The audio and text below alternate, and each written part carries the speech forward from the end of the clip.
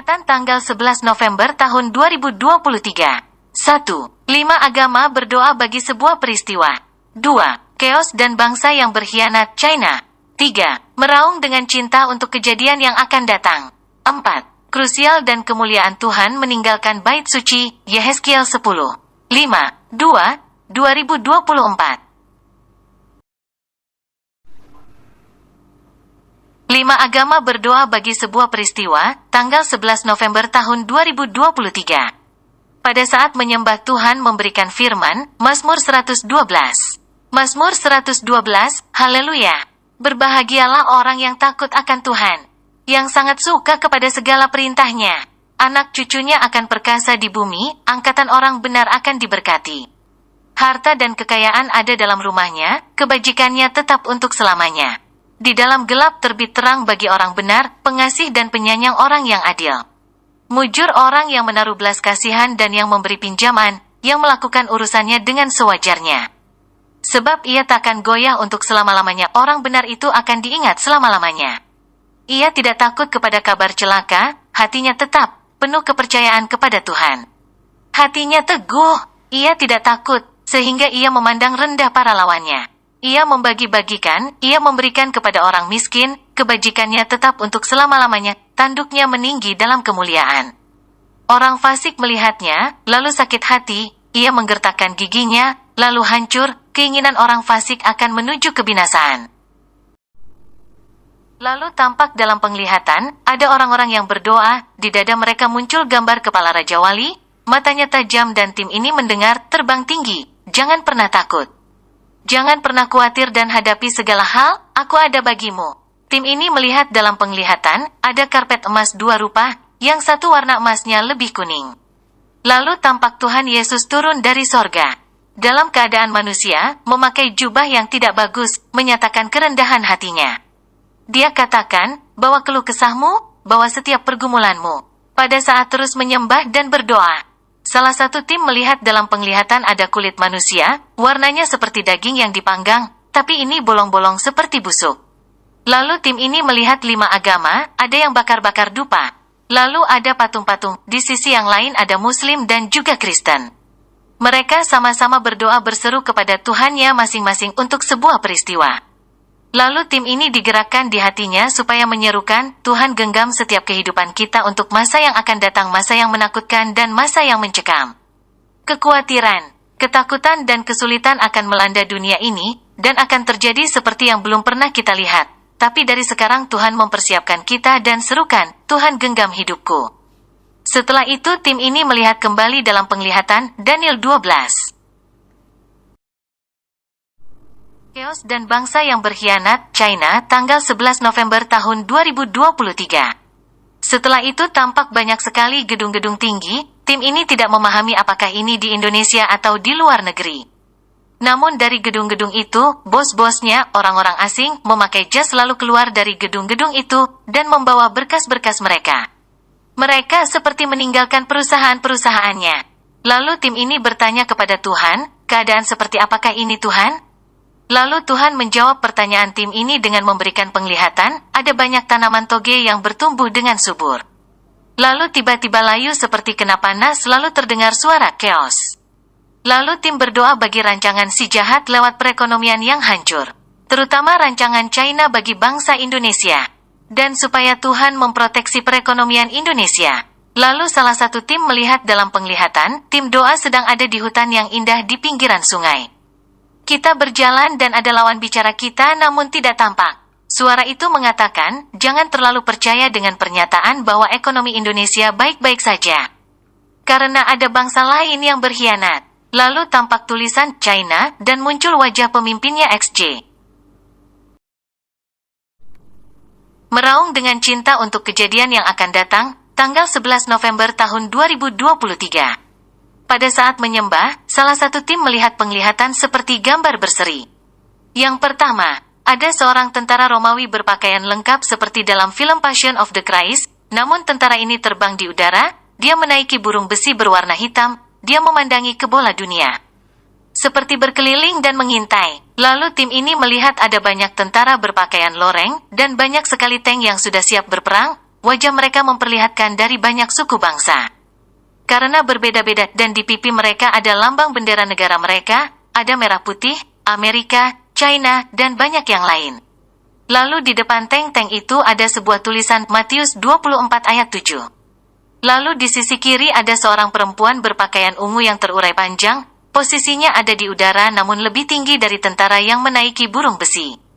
Dia juga memandangi globe. Lalu Tuhan memberikan bentuk cinta di hati kita, kata Tuhan, meraung dengan cinta yang ada di hati kita untuk satu kejadian yang akan datang. Dalam hati tim ini digerakkan, serukan nama Yesus. Matius 24 ayat 7, sebab bangsa akan bangkit melawan bangsa, dan kerajaan melawan kerajaan. Krusial dan kemuliaan Tuhan meninggalkan bait suci, Yehezkiel 10, tanggal 11 November tahun 2023. Pada saat terus menyembah, lalu ada suara yang menyerukan, krusial, krusial. Dan ketika tim berdoa bagi sesuatu yang krusial, tampak dalam penglihatan suara kita yang berdoa itu berubah menjadi seperti terompet yang sampai ke langit. Lalu tampak sebuah tulisan Yehezkiel 10, kemuliaan Tuhan meninggalkan bait suci. Yehezkiel 10, lalu aku melihat, sungguh. Di atas cakrawala yang di atas kepala kerub tampak di atas mereka sesuatu yang menyerupai tahta, yang seperti permata lazurit kelihatannya. Maka ia berkata kepada orang yang berpakaian lenan itu, masuklah ke bawah kerub dari antara roda-rodanya dan penuhilah rangkup tanganmu dengan bara api dari tengah-tengah kerub itu dan hamburkan ke atas kota itu. Lalu aku melihat dia masuk. Kerub-kerub itu berdiri di sebelah selatan bait suci, waktu orang itu masuk ke tengah-tengah roda-rodanya, dan segumpal awan memenuhi pelataran dalam. Dalam pada itu kemuliaan Tuhan naik dari atas kerub dan pergi ke atas ambang pintu bait suci, dan bait suci ini dipenuhi oleh awan itu dan pelatarannya penuh dengan sinar kemuliaan Tuhan. Suara sayap kerub itu terdengar sampai pelataran luar seperti suara Allah yang Maha Kuasa, kalau ia berfirman. Ia memerintahkan kepada orang yang berpakaian lenan itu, ambillah api dari tengah-tengah roda-rodanya. Dari tengah-tengah kerub itu, maka yang berpakaian lenan ini pergi berdiri di samping salah satu dari roda-roda itu.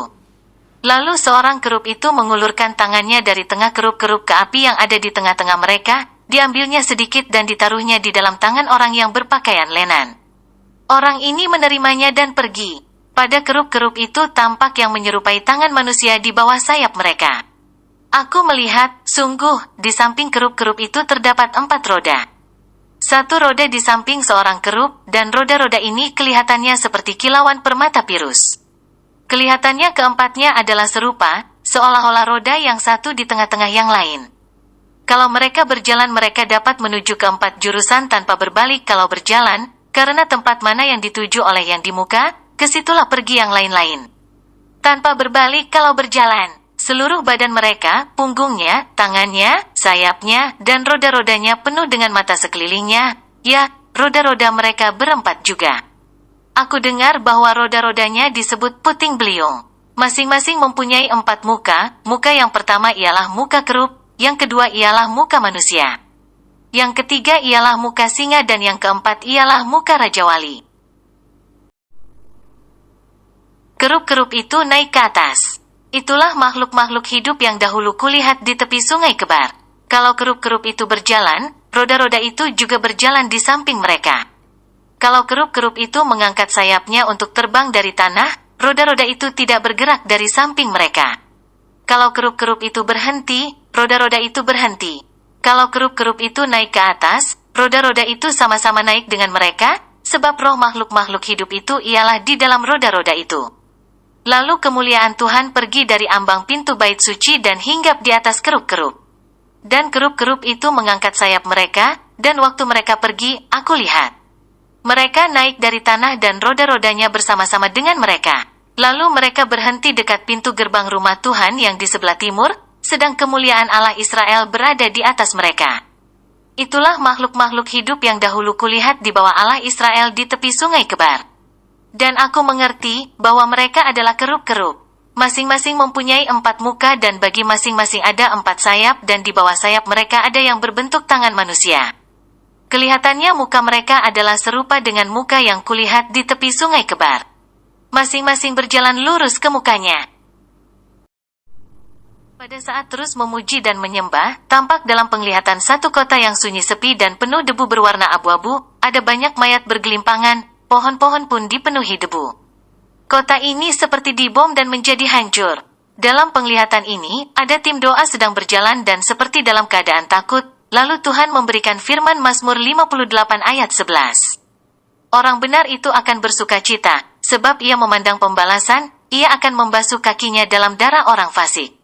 Lalu tim ini bermazmur, jangan tinggalkan Tuhanmu di masa krusial. Jangan berbalik dan jangan menengok ke belakang seperti istri Lot, berjalanlah lurus hai biji mata Tuhan. Di satu masa yang sangat sulit kata Tuhan, genggam tanganku hai anak-anak yang kupilih. Berdirilah teguh di satu masa yang krusial, di masa yang genting, berdoalah senantiasa menyerukan nama Yesus.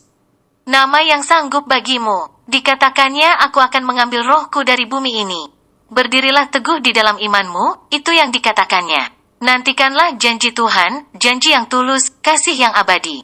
Katanya bagimu, jaga imanmu sampai finish. Walau rohku tidak ada lagi di bumi ini. Satu masa yang pahit yang akan datang, tetaplah menyembah yang maha tinggi. Kakimu akan berjalan seperti di atas bara api, kakimu akan berjalan di tanah yang berduri, di batu-batu yang tajam. Tetaplah berdiri di dalam iman. Pelajarilah tanda-tanda di zaman ini dan jangan terlena dengan keindahan dunia, hanya semu hanya sementara. Carilah perkara yang di sorga, itulah bagianmu. Apa yang kamu ikat di bumi akan terikat di sorga. Ada banyak orang-orang yang melihat tanda zaman ketika hujan akan turun, awan menjadi gelap dan mendung terjadilah, dan semua tahu hujan akan turun. Tapi mereka tidak mempersiapkan dirinya dan berteduh, tapi engkau biji mataku, aku mengingatkan engkau, dengarkanlah ini hai yang bertelinga, pelajarilah tanda zaman ini, waktu Tuhan sudah dekat. Persiapkanlah hatimu, jadilah gadis yang bijaksana di bumi ini yang menanti-nanti mempelainya. Haleluya! Pada saat terus menyembah, tampak dalam penglihatan.